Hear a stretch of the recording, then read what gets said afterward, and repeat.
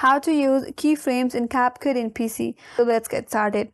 First of all, open up the CapCut in your laptop. After that, import a video.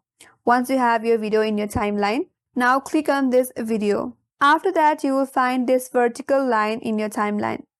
So you can simply drag them and place it in a position where you would like to add the keyframe. Suppose I want to add it right here. So leave that vertical line there. And after that, head over to the top right corner and there is a small section with various options such as video, speed, animation and adjustment. Now click on video. On this video section, there you will find an option as position and scale.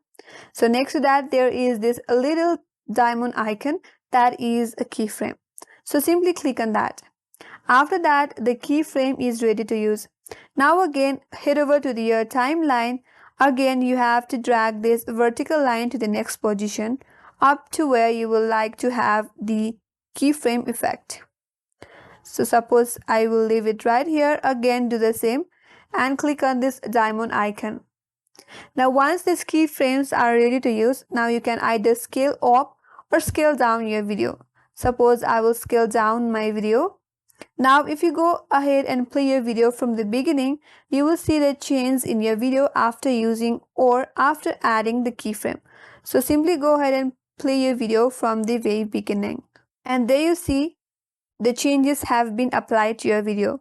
And that's all for today's video. Hope this video was helpful, and if you are new to our channel, make sure to subscribe, like, comment and hit that notification bell icon. Thank you for watching and I will see you on next video.